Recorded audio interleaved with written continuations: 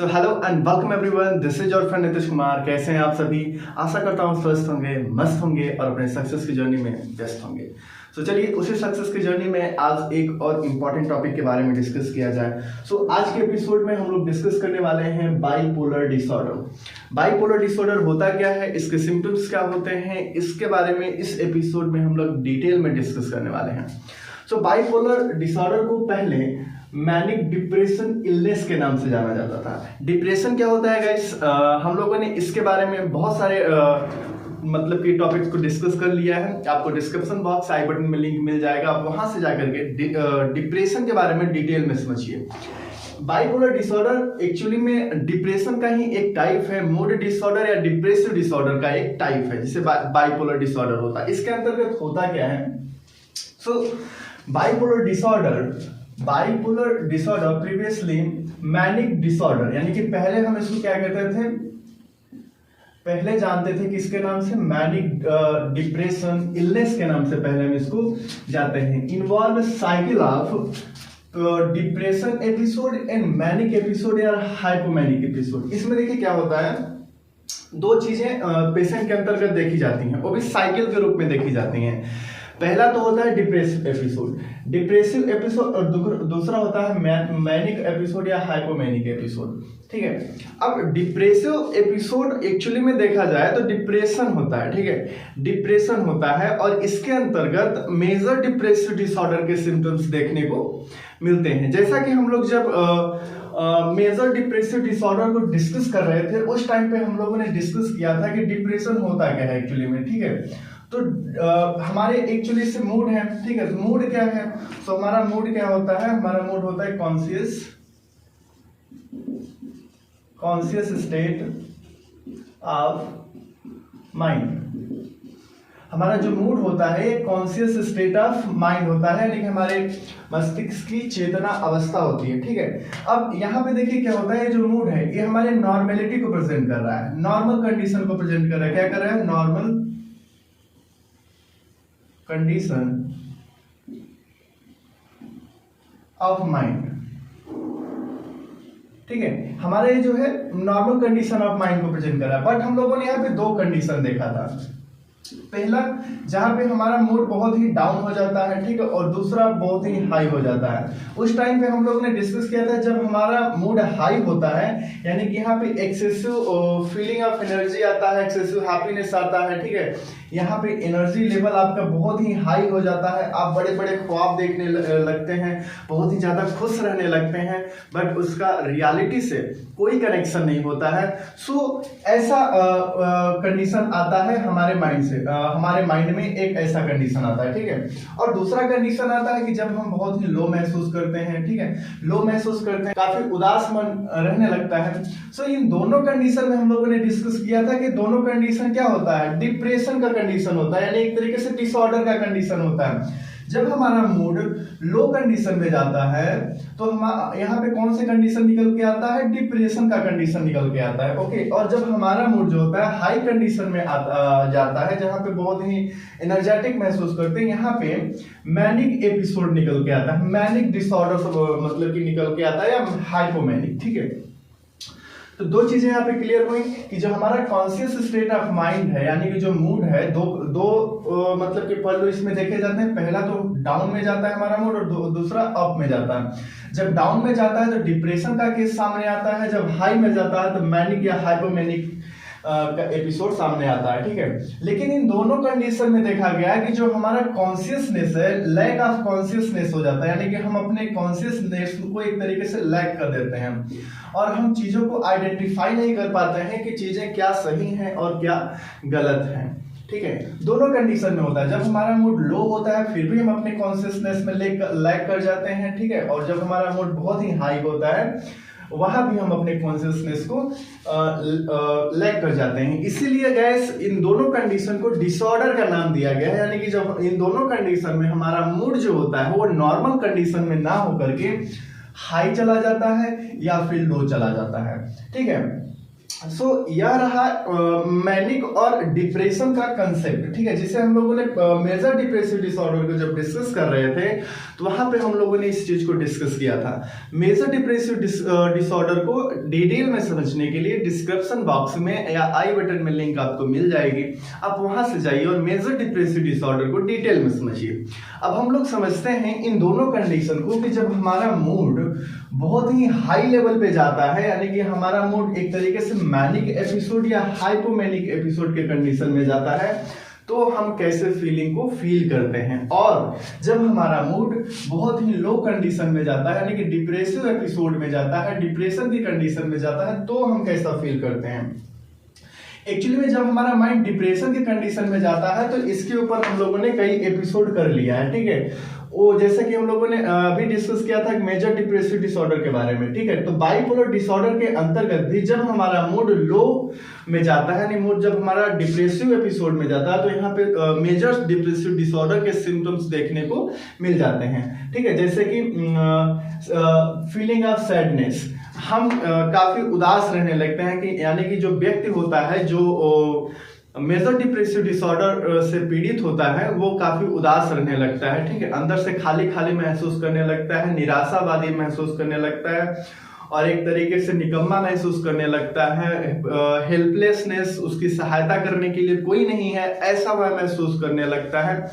Worthlessness, उसके पास होती हैं बहुत सारी चीजें बट वो क्या होता है कि ऐसा उसको महसूस होता है उसके पास कुछ भी नहीं है। यह होता है मेजर डिप्रेसिव डिसऑर्डर के मतलब सिम्टम्स। उसमें लॉस ऑफ इंटरेस्ट और प्लेजर हो जाता है। मोस्ट मतलब की जो एक्टिविटी होती हैं उसमें पहले जो काम करता था उसमें काफी इंटरेस्ट और प्लेजर उसको मिलता था, बट जब व्यक्ति मेजर डिप्रेसिव डिसऑर्डर से पीड़ित होता है तो अपने इंटरेस्ट और प्लेजर को क्या करता है, लॉस कर देता है। और यहाँ पे डेथ और सुसाइड के थॉट्स भी आते हैं, डेथ और सुसाइड के थॉट्स आते हैं। ऐसे सिम्टम्स थे मेजर डिप्रेसिव डिसऑर्डर के। बट बाइपोलर डिसऑर्डर के अंतर्गत जब व्यक्ति को मतलब कि नॉर्मल कंडीशन से हट करके ना ही वो मेनिया के फेज में जाता है, जब वो व्यक्ति डिप्रेसिव फेज में जाता है तो इन्हीं सब सारे सिम्टम्स को फेस करता है, जिसमें फीलिंग ऑफ वर्थलेसनेस है, हेल्पलेसनेस है, होपलेसनेस है, सैडनेस है, लॉस ऑफ इंटरेस्ट और प्लेजर है, थॉट ऑफ डेथ और सुसाइड। एक तरीके से कहें तो यहाँ पे डिप्रेस्ड मूड होने लगता है डिप्रेसिव एपिसोड के अंतर्गत बाइपोलर डिसऑर्डर में। अब हम लोग डिस्कस करते हैं मैनिक एपिसोड क्या होता है, यानी कि हाइपोमेनिक कंडीशन में व्यक्ति के अंदर कैसे सिम्टम्स आते हैं। मैनिक एपिसोड एक्चुअली में क्या होता है, मूड स्टेट है, एक तरीके से हमारी मूड की अवस्था है। जैसा कि हम लोगों ने अभी डिस्कस किया कि मैनिक एपिसोड और डिप्रेसिव एपिसोड दोनों ही हमारी मूड की स्टेट होती हैं, ओके। डिप्रेसिव स्टेट जब हमारा मूड लो जाता है तब की स्टेट है, और मैनिक एपिसोड जब हमारा मूड हाई लेवल पे जाता है तब का मतलब की स्टेट है। मैनिक एपिसोड या मैनिक या हाइपोमेनिक या जिसको हम मेनिया और हाइपोमेनिया के नाम से भी जानते हैं, ठीक है, is a mood state characterized by elevated expensive mood. यानी कि हमारा यहाँ पे क्या होता है कि हमारा मूड एक तरीके से हाई लेवल पे एकदम उड़ने लगता है, ठीक है, बहुत ही ज्यादा विस्तारित होने लगता है, as well as increased energy level, और काफी ऊर्जा स्तर में बढ़ोतरी हो जाती है। हम हद से ज्यादा खुश रहने लगते हैं, हम हद से ज्यादा एक तरीके से एनर्जेटिक महसूस करने लगते हैं। जबकि अगर नॉर्मल कंडीशन का एनालिसिस किया जाए, जिस सिचुएशन पे व्यक्ति इतने हाई लेवल की एनर्जी और इतने हाई लेवल का एक्सेसिव हैप्पीनेस को फील कर रहा है, उस को उतने हाई लेवल के एनर्जी और एक्सेसिव हैप्पीनेस को फील करने की आवश्यकता नहीं होती है। यह कंडीशन क्या होता है, मैनिक एपिसोड या हाइपोमेनिक एपिसोड होता है बाइपोलर डिसऑर्डर के अंतर्गत। अब इसके अंतर्गत और भी बहुत सारे सिम्टम्स आते हैं, जैसे ग्रांडियोसिटी और इन्फ्लेटेड सेल्फ एस्टीम, यानी कि व्यक्ति जो होता है एक तरीके से ग्रांड एकदम हो जाता है, ठीक है, बहुत ही अद्भुत उसको मतलब नजारा दिखने लगता है, बहुत ही ज्यादा एक तरीके से ग्रांडियोसिटी आ जाती है उनके अंतर्गत। इन्फ्लेटेड सेल्फ एस्टीम, उसका सेल्फ एस्टीम जो होता है काफी हाई हो जाता है, यानी ठीक है, वो अंदर से काफी मतलब एक तरीके से कॉन्फिडेंट महसूस करता है और उसकी सेल्फ एस्टीम बहुत ही हाई हो जाती है। डिक्रीज नीड फॉर स्लीप, यानी कि उसकी सोने की एक तरीके से कमी भी जरूरत भी एक तरीके से वो कम महसूस होने लगती है, वो ख्यालों में ही रहने लगता है, बड़े बड़े विचार उसके माइंड में आने लगते हैं, ठीक है। और इस विचारों की वजह से उसको नींद भी मतलब कि नींद की कमी भी महसूस नहीं होती है, ठीक है। नेक्स्ट है रेसिंग थॉट्स, और अपने वो थॉट से, अपने इन विचारों से लड़ता रहता है, और फ्लाइंग ऑफ आइडिया, यानी कि वो अपने विचारों में ही उड़ता रहता है। क्या मैनिक या हाइपोमेनिक या मेनिया या हाइपोमेनिया की कंडीशन में, बाइपोलर डिसऑर्डर में। एक्सिस इन्वॉल्वमेंट, यानी कि बहुत ही ज्यादा इन्वॉल्व हो जाता है कहाँ, इन प्लेजरेबल एक्टिविटी, जहां से उसको प्लेजर जैसे फीलिंग्स आते हैं, उन एक्टिविटी में बहुत ही ज्यादा खुद को इन्वॉल्व कर लेता है with high potential for painful consequence, या उस परिणाम को पाने के लिए, उस कॉन्सिक्वेंस को पाने के लिए वो यह ध्यान में नहीं रखता कि उसको कितना पेन का सामना करना पड़ेगा, वो अपने हाई पोटेंशियल के साथ खुद को इन्वॉल्व कर लेता है उस एक्टिविटी में जहां पे उसको प्लेजर का सामना करना पड़े, यानी कि प्लेजर जैसे मतलब कि फीलिंग उसके अंतर्गत आया। जैसे कि हम लोगों ने डिस्कस किया था कि हमारा मूड जो होता है कॉन्शियस स्टेट ऑफ माइंड होता है, और चाहे वो डिप्रेसिव का कंडीशन हो, चाहे वो मेनिया का कंडीशन हो, दोनों के कंडीशन में लैक ऑफ कॉन्शियसनेस हो जाता है, यानी कि अपनी चेतना को एक तरीके से ब्रेक करता है, और वहां पे वो डिफरेंस नहीं कर पाता कि उसके लिए क्या चीजें सही है। और उसी मतलब माइंड के कंडीशन में व्यक्ति जो होता है रैकलेस स्पेंडिंग करता है, यानी कि अपवाद मतलब एक तरीके से अलानाहा के खर्चे करने लगता है, रिस्की सेक्सुअल बिहेवियर करने लगता है, वो किसी भी रास्ते पे चल रहे हैं, किसी भी लेडीज को छेड़ने लगता है, ठीक है, सेक्सुअल अब्यूज एक तरीके से सेक्सुअली बिहेव करने की कोशिश करता है। उसको यहाँ पे यह मतलब कॉन्सिक्वेंस यानी परिणाम की कोई चिंता नहीं होती है कि उसको क्या रिजल्ट मिलेगा, क्या परिणाम मिलेगा उस टाइम पे, बस उसको उस टाइम पे प्लेजर की मतलब भावना उसके अंतर्गत आती है, यानी कि risky sexual behaviour, substance abuse, यानी कि वो एक तरीके से मादक द्रव्यों का भी इस्तेमाल करने लगता है यहाँ पे, और इंक्रीज टॉक्टिवनेस, ठीक है, वो बहुत ही ज्यादा बात करने लगता है, लोगों से बात करने लगता है, दूसरों से बात करने लगता है, और वो बात करता है उसकी बातों से एक चीज मतलब सामने आती है कि वो बहुत ही हाई लेवल की बातें करता है, बहुत ही बड़ी बड़ी बातें करता है। मैं अपने जीवन में इतनी बड़ी मुकाम को हासिल कर लूंगा, मैं अपने जीवन में यहाँ जाऊंगा, वहां जाऊंगा, उसके साथ ये करूंगा, इसके साथ ये करूंगा, एक तरीके से उसकी बात एक तरीके से विचारों में उड़ता रहता है, ठीक है। सो ऐसे अगर सिम्टम्स जो होते हैं किसमें आते हैं, बाइपोलर डिसऑर्डर के मैनिक या हाइपोमेनिक एपिसोड में, ठीक है। इसको मेनिया भी कहते हैं, क्या कहते हैं, मेनिया भी कहते हैं और हाइपोमेनिया, ठीक है, मेनिया और हाइपोमेनिया भी इसे कहते हैं। सो गाइस, आज के इस एपिसोड में हम लोगों ने डिस्कस किया बाइपोलर डिसऑर्डर।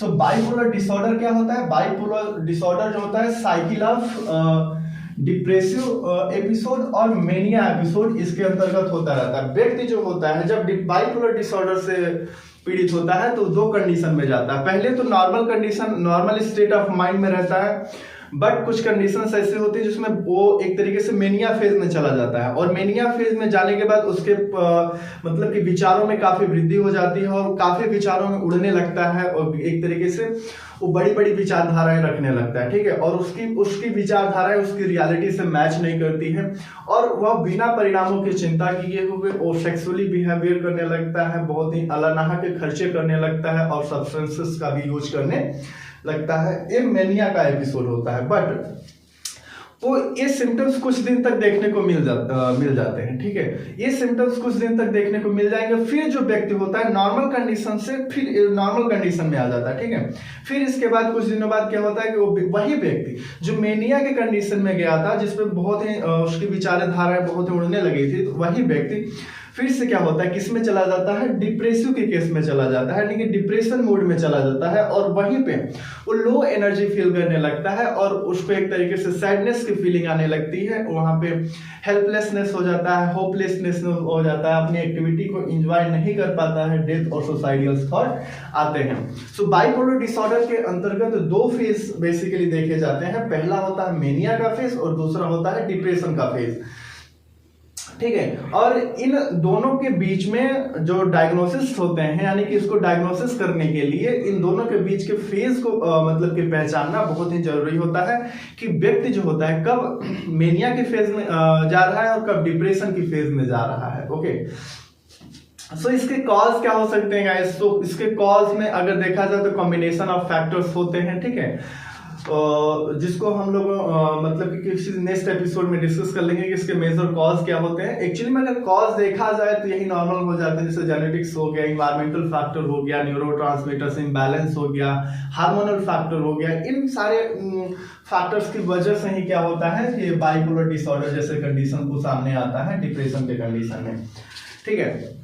सो आज के इस एपिसोड में गाइस बस इतना ही रखते हैं, मिलते हैं नेक्स्ट एपिसोड में किसी और इंपॉर्टेंट टॉपिक के साथ। तब तक के लिए keep signing guys, love you.